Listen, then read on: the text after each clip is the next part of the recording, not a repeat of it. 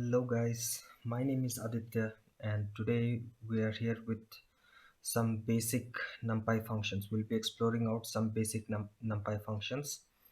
Uh, the functions that we'll be exploring here are unique function, the sum in an array, finding the unique elements in an array, or maybe finding the mean of a data distribution, the median, standard deviation, variance, or if there are some floating point numbers in an array, then to calculate the floor value of those floating point numbers or to get the ceiling value, or and then we'll follow and we'll see all of this including matrix multiplication to find the determinant or distance between points and metric rank, etc. So let's get started. First, let us have an array. First of all, let's say we have an array and I have 1 2 3 4 and 5. Okay, now if I just print the array, it looks something like this. Okay, now if I want, suppose let's say I have another one here. Okay, so now if I want to have the unique values in this array, that is, it should only display 1 2 3 4 and 5 but not 1 again. Let's say if I just add here one more 2. Okay, then if I want to find the unique elements, then what can I do is np.unique. Okay, and then I'll pass the array. This is an array, but in actual, when we're working with the data sets, it can be a series, it can be anything. It can be a column or it can be a row, it can be anything. Okay, so we are just working out with arrays for now, but it can be anything that will be passed here, and it can be converted into array, and then we can find out the unique values. So these are the unique values, right? If I want to sum, let's just for simplicity, let me just remove this.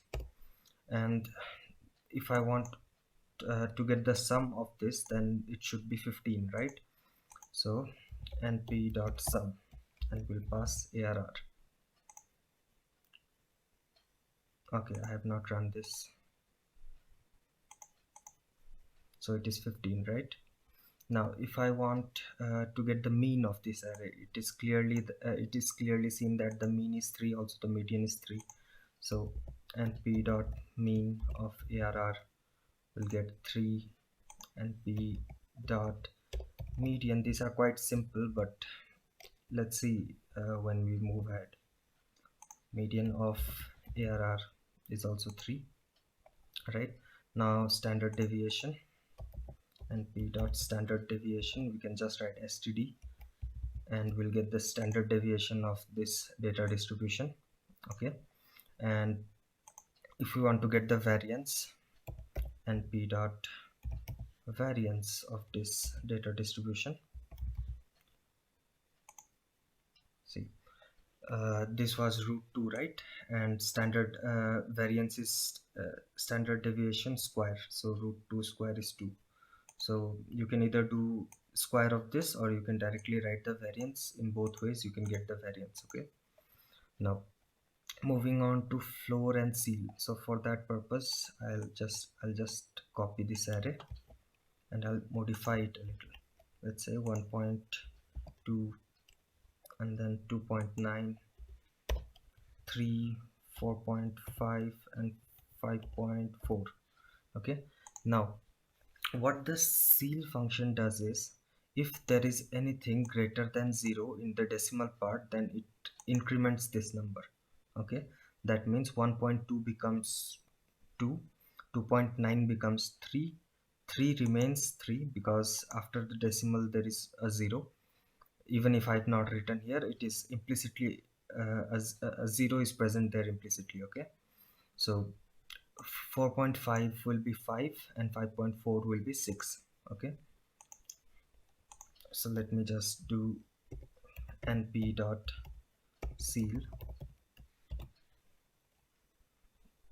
arr.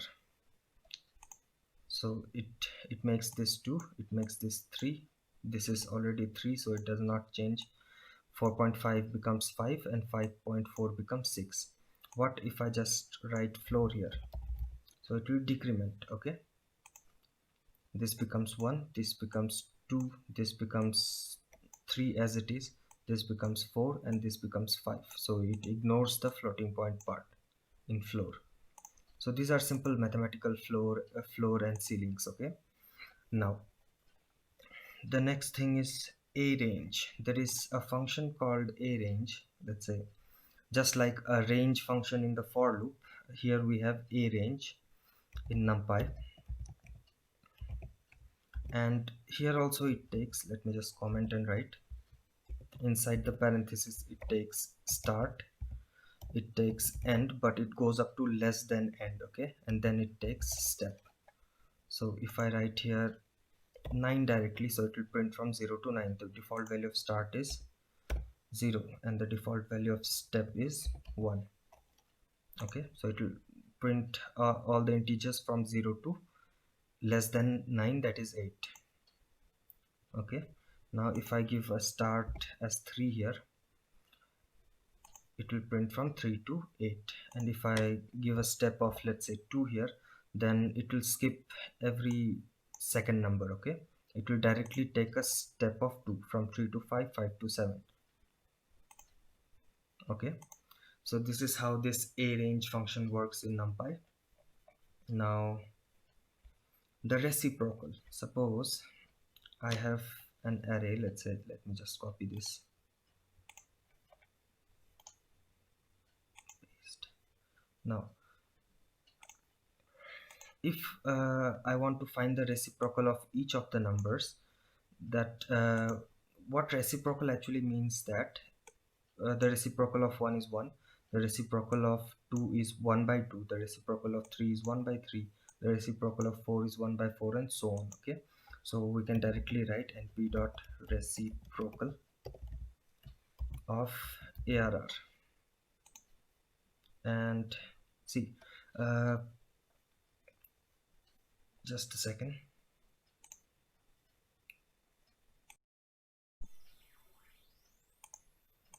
Okay, the problem with this thing is we are using integer values, right? If we just write a dot here, that means it becomes floating point values, right? And then if we find the reciprocal, it gives us the floating point values. Otherwise it will if that was integer, the reciprocal, it will assume that we need the integer reciprocal and it won't give the floating point values. Okay, now we're done with the reciprocal. Now we want to have some operation on arrays. Okay, let's say I have arr1 as np dot array, and I have, let's say, 1, 2, and 3 here. I'll just copy this and I'll create another array, and it has 4, 5, and 6. Let me name this array2.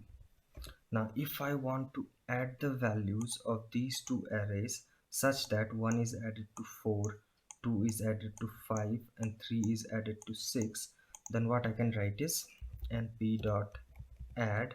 See, we don't write sum here. Sum is used for getting the sum of a particular array. Okay, so we write np dot add here, arr1 and arr2. So 1 plus 4 5, 5 plus 2 7, and 6 plus 3 9, right? What if we want to subtract the two arrays?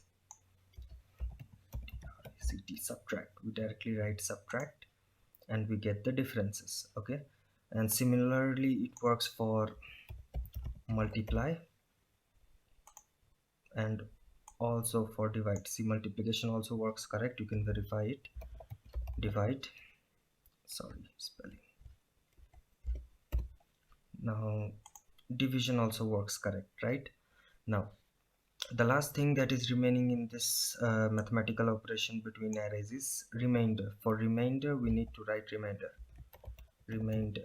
Okay, so without using the modulus sign, that is this thing, we use remainder. So when 4 divides 1, the remainder is 1.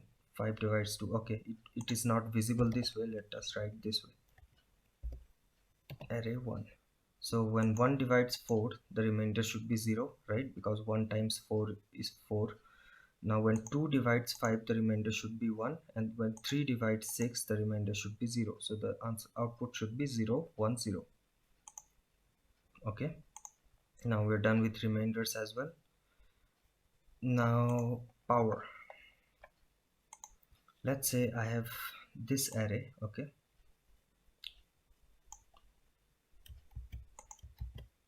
and this statement is just for printing, nothing else. You can write a print also here, but this is a Jupyter Notebook, so if you directly write a variable at the end, it prints the value of the variable. So what if I want that np dot power, all these numbers should be squared, okay? So what I can do is arr1 and give a power of 2 to each of the numbers. So it is 1, 4 and 9, okay. 1 square is 1, 2 square is 4, and 3 square is 9. But this was giving a power of a scalar variable, right? What about a vector or an array? Okay, then what we can do is I just need this and I need this. Okay, now what I want to do is np dot power arr1 and arr2. What this will do is it will at the first position it will return 1 to the power 4, at the second position 2 to the power 5, and at the third position 3 to the power 6. So this is it. Okay, this is how we can use power in an array. Now let's go to matrix multiplication. Let's say we have a matrix, let's say this. Okay, we have these two matrices and we want to multiply these two matrices. So what we can do is np dot matrix multiplication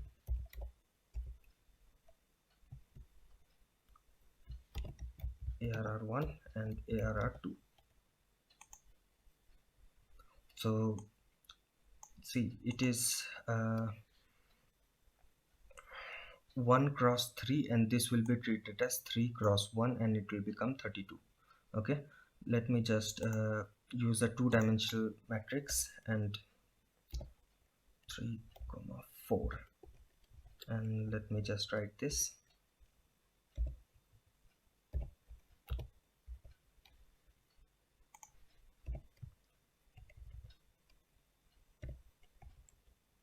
This is a 2 cross 2 matrix, right? And that is also a 2, this is a 2 cross 2, and this is also a 2 cross 2 matrix, right? Now if I want to multiply these two matrices,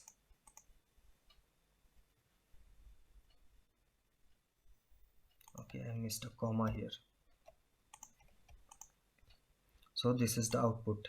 Remember that this is a single column and this is another column, right? This is column 0 and this is column 1 for matrix 1. For matrix 2, this is column 0 and this is column 1. If you want to know the rows, this will be the row elements, okay, and this will be the row 2 elements. So this way, if you calculate the multiplication of this matrix, then you will get this. So this is how matrix multiplication is done. Okay, now if you want, I think it's determinant. Yeah, determinant, distance between points, and matrix rank. Okay, now if you want to find the determinant of, let's say, this matrix, that is arr1, okay, so what we can do is np dot linalg, that is np dot linear algebra, okay, linear algebra dot determinant of arr1. Then what will it be is, it is -2, okay, so 4 into 1 minus 3 into 2, right? So this is the determinant. Now uh, what if I want to get matrix rank of this matrix? Okay, this will, let's see, np dot linalg dot matrix underscore rank. See, these are just demonstrations. In real life you won't be getting such simple things, but if you apply such simple things you'll get the result for even a bigger matrix or a bigger series. Okay, series, a column of a data frame, or maybe a row of a data frame. So if I just write arr1, then the rank is 2 because the determinant is non-zero, right? So the rank is 2.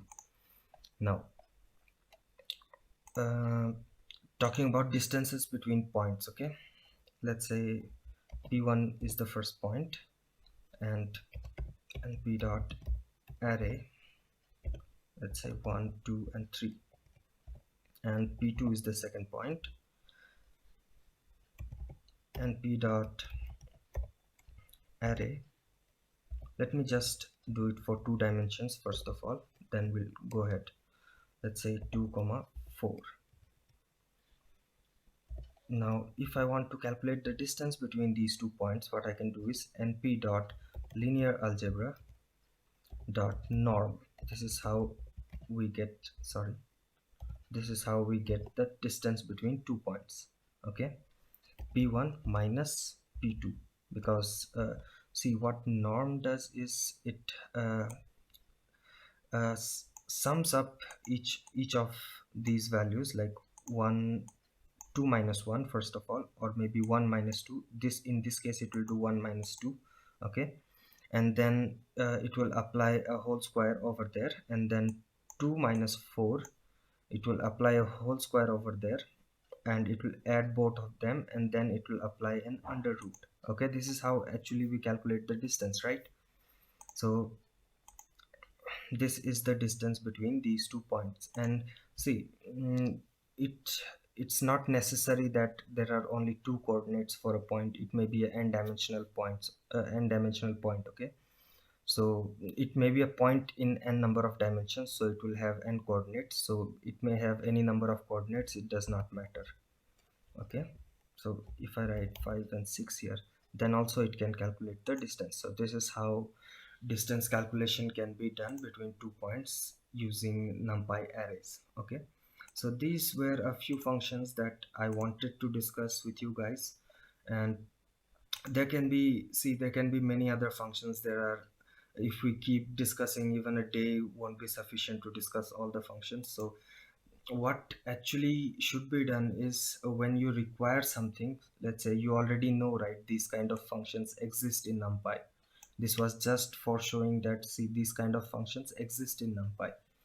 Now since you know that these kind of functions exist, so if you require some other linear algebra work, or maybe probability and statistics work, so you can make a Google search, or yes, you can make a Google search regarding that. See, suppose like uh, I did not knew about matrix rank calculation, so I also looked up in Google. So this can be a way to learn things. Okay, if you want to know how to calculate the rank, or maybe you can use determinant to calculate the rank, but that will again be time consuming, since there is already a function called matrix rank, right?